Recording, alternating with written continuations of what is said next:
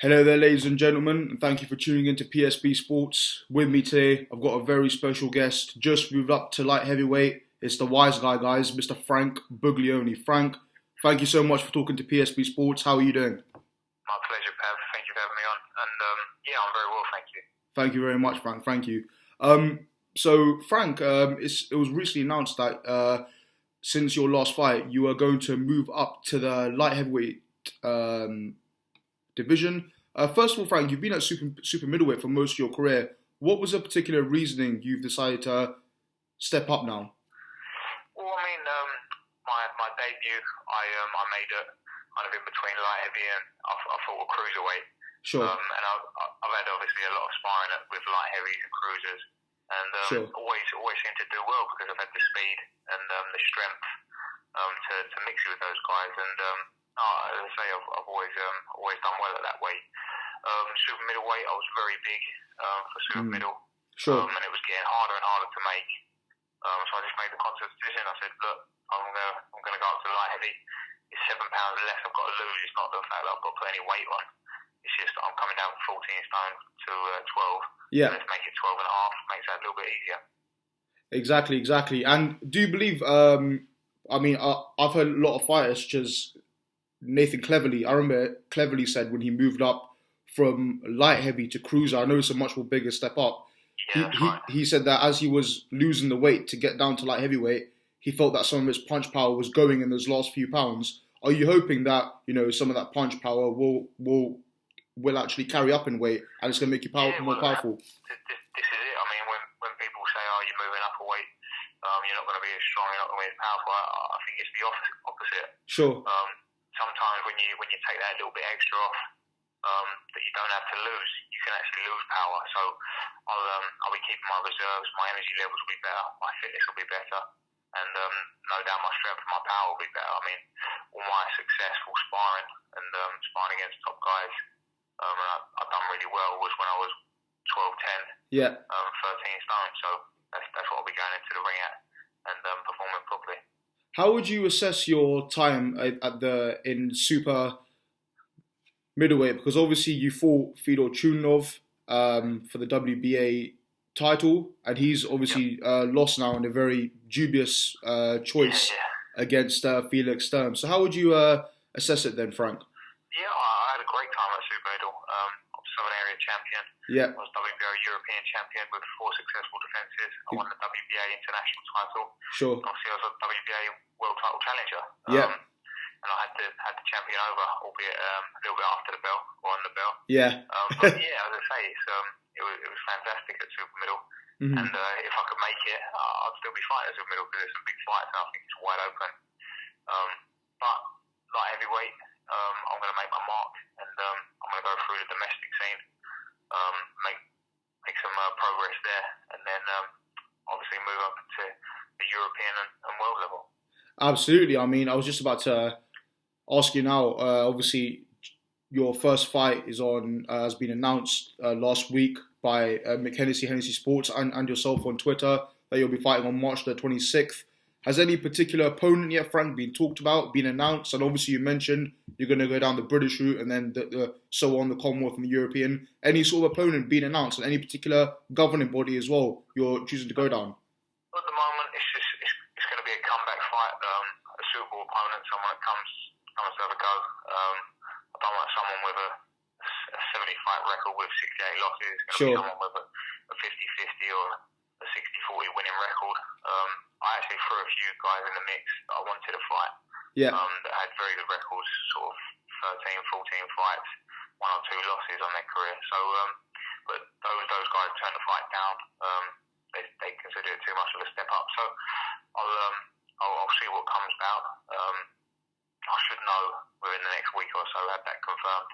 But whoever it may be, I'll go in there and do a job and set the standards for the coming year. Fingers crossed. I mean, the light heavyweight scene in general. I mean, Kovalev recently destroyed Pascal for the second time. You've got Stevenson, the WBC champ. There's talk about Bernard Hopkins fighting again. You've got you had that segment with Stevenson and Kovalev. If you had to kind of rate in the world your top 3 light heavyweights, who would they be, Frank? Kovalev, Stevenson, Turbiev, Yeah. Jürgen Bremer. I mean, they're probably the top 4. Sure. And clearly, it's got to be up there in the top 10. Jean Pascal. Yeah. Yeah. There's some great fighters. I mean, Edwin Rodriguez. He come up from super. Do you know what? Sorry, I missed out Andre Ward. I'll put him at the top of light heavy. Yeah, he's fighting Sullivan Barrera the same day as you're fighting, I think. Yeah. So Andre Ward, Kovalev, and then Stevenson. They're my top 3. And yeah, I won't be chasing them anytime soon. But Sure. no doubt in the future, once I get strong and comfortable at light heavy, I want to take my time, have fun at the domestic scene, go for European honours, and then I'll move up into the world team and see what path I can take. Absolutely. Also, recently it was announced you've split from your previous promoter, Frank Warren. Yep.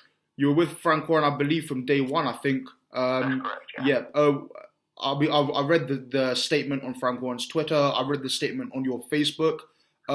So was it an amicable split? And also, what was the reasoning behind the split as well, Frank? Well, me and Frank, we obviously got on well. Sure. You know a lot for me. Obviously, all them titles that I spoke about previously, he set me up nicely got me a world title shot. So yeah, I've got Frank Warren. I've got a lot of thanks to Frank Warren. Sure. There was no bad blood. I just wanted to explore other avenues. I wanted to get some publicity and some exposure on different channels. Sure. So I began on Channel 5 and terrestrial. I'll get my name out there a little bit more. There's options for Sky Sports as well. Yeah. So yeah, I'm just keeping my options open, and I'm a free agent at the moment, so it's a good place to be in. Of course. So bearing in mind your next fight's on the Hennessy Sports undercard, you don't have to give away any particular information, but I was just wondering, because of that, are you in talks with Mick Hennessy about him being your new manager or promoter, or as you say, are you trying to keep your options open? Well, I'm self-managed, but obviously under this fight, I'll be promoted by Mick. Sure. And then we'll see how the situation lies after the fight. I like Mick Hennessy. I like what he's done. Yeah. He's had good success stories with a lot of fighters. So yeah, I'm definitely interested. And as I say, after this fight, we can sit down and see what each other can bring to the table. Absolutely. And one last question, Frank. I know that on that same card, it's Blackwell against Eubank Jr. That's a very, very good, interesting 50-50 fight. You also got Huey Fury on the bill as well, and obviously yourself. How do you see the fight going between Blackwell and Eubank, Frank? I think it's a real 50-50. I think if Nick Blackwell starts fast, because sometimes you can be a little bit guilty of starting slow and then coming on strong. Sure. Which is no shame, but I think he needs to start fast, not let Eubank pull away, put rounds in the bag. Yeah. And then it could be a close fight. If Nick Blackwell starts a little bit slow, Eubank gets up a few rounds, then I think it's going to be a very hard fight for Blackwell, and he'll be chasing it. And Eubank, he's got great fitness, so he'll maintain his pace and his stamina. And I think it could be a wide points victory if he allows that. But if Eubank gets close, smothers Eubank, the body shots go, drains him, then could go Blackwell's way. But I want to stay on the fence, and I'll see it a real 50-50. Sure, absolutely, Frank. Frank, I don't want to take too much of your time. If you could just stay on the line for me, that would be awesome, guys. It's been the wise guy, Frank Buglioni. Don't miss out on his next fight on Channel 5.